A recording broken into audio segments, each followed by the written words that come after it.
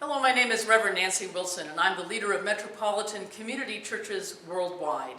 Today, though, particularly, I come to speak to Metropolitan Community Churches in the United States of America as we prepare to celebrate the 50th anniversary of the March on Washington, in which Dr. Martin Luther King gave his famous "I Have a Dream" speech.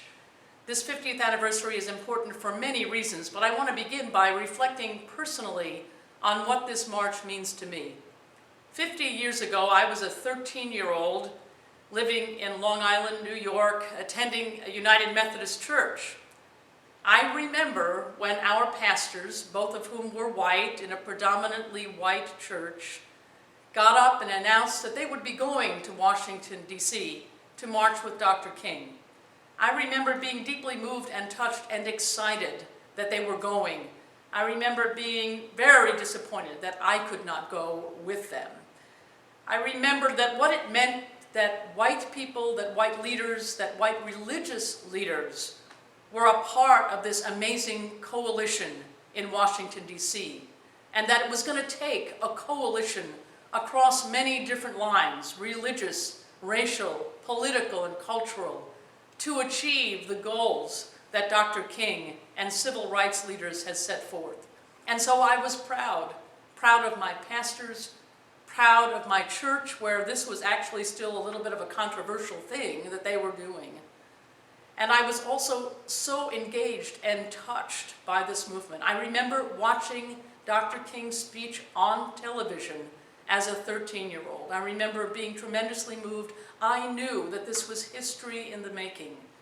I also think that I wasn't aware of the way in which this resonated with me because I felt an otherness in my being and in my life in relationship to being lesbian and to being female, that in terms of gender and sexual orientation, I felt alienation, even in my own very comfortable, ordinary world in Long Island and New York.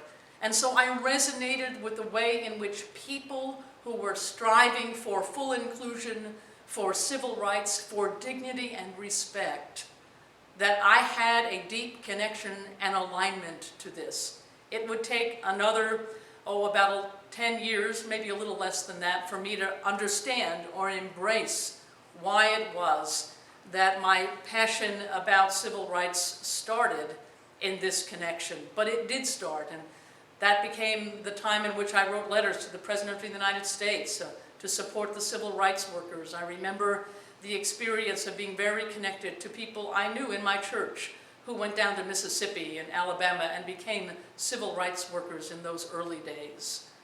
And so I think through my young years and then into college and into MCC ministry, I carried with me this understanding that as a white American, as a person of faith, as a person of conscience, that my own values had been challenged and that I saw myself in a lineage of people who were working for freedom and for civil rights in our country.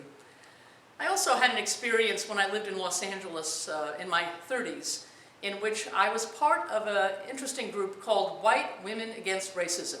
This was a lesbian group of women from many different backgrounds, some of them from very left-wing origins in their life, and we gathered together for a while. It was weekly, sort of like a 12-step support group for white women who were struggling to be in community faithfully across racial lines and who were working on engaging our own personal, interpersonal, and institutional issues around racism.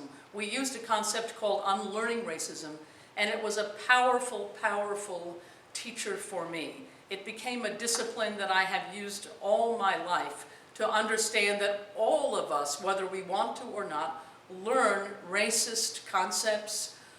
We breathe it in the air, we drink it in the water we drink, and that all of us have an obligation to be in a lifelong time of unlearning and of relearning how to be faithful in community across differences. One of the things I did early on was I began applying some of those principles, and I used Elizabeth Kubler-Ross's concept of death and dying and the 5 stages of death and dying to apply to how, especially white people, need to adjust our concepts around race and other issues as well. And because I believe Elizabeth Kubler-Ross's concept of death and dying and the stages is really about the stages of change in consciousness. And if you remember, she said those were denial, anger, bargaining, depression, and acceptance. And of course, those stages never happen neatly. But I use that concept for myself to say that many of us, especially as white Americans, first of all, we're in denial about racism. We say, I'm not a racist, race has nothing to do with this issue, and that's just patently false. In all our interactions, race can be a factor, and it is a factor, and we need to get out of our denial that somehow we live in a post-racial era because in the United States we have an African-American president, for instance. And so getting out of that denial, which means being confronted with the reality of how race and racism continues to impact people in our communities and how much that costs us as a country, how much that costs us in our community, how it is the reason we have the tragedies we have, like with Trayvon Martin. And then, there's anger, which is, some of the anger can be, I'm angry that I have to deal with this. I'm angry that the world isn't as perfect as I thought it was. Or I'm angry to hear about the suffering of people that I was oblivious to somehow in my life. The next stage is bargaining. And bargaining can be, well, now I kind of know more about this, I'm out of my denial, but I want to contain it in some little way. So I go to a workshop, a visions workshop, or I go to something where I learn something about racism and I think I've done my part. See, I can check that off my list, and now I'm so much better. I'm now a reformed racist, and I know how to do this, and I really don't have to visit this again. It really is the denial of the fact that we have to be in a lifelong process with all of these learning processes. I can't just join the NAACP and say, well, somehow now I have credentials and I don't have to worry about this issue. The fourth stage is depression, which sounds, of course, depressing and negative, but really I think depression is the moment when you have that realization, or that little overwhelming, that says this is a lifelong process. This is not something that is easy. This is not something I can dismiss. I can no longer just say, oh, I'm colorblind, I don't notice color, and so therefore I'm exempt somehow from dealing with the real issues in our institutions, in our churches.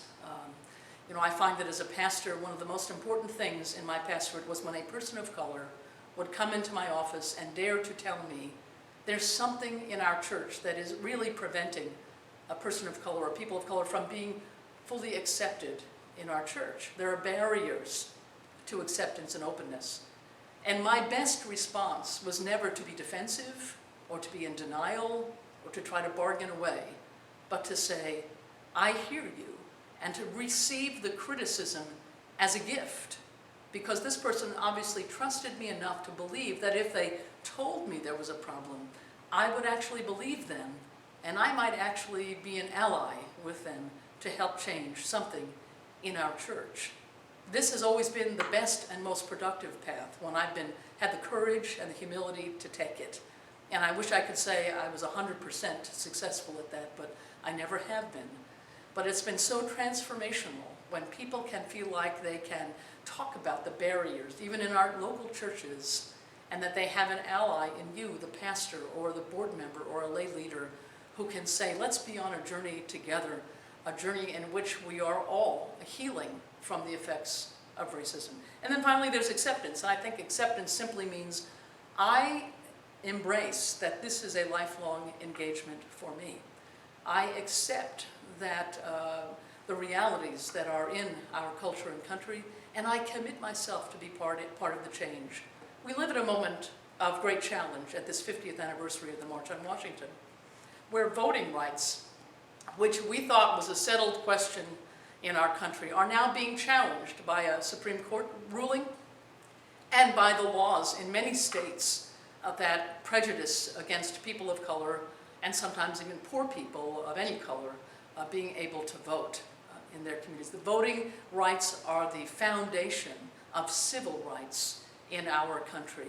Any way in which we impede people's access to voting is very destructive of our core values as a nation. So certainly in the air are issues of voting rights issues around racial profiling, and many other important issues about equality, immigration in our country, and all that that implies, and so many issues. And so this 50th anniversary of the March on Washington is a chance to, in this context, in this new day, to be allies together. And we as Metropolitan Community Churches need to see ourselves in this legacy of civil rights, and to see ourselves and our interconnections. African Americans in MCC need to know that we in MCC get it, that we all together are part of this movement, and not to feel like somehow you get to be black on one day and you get to be LGBT another.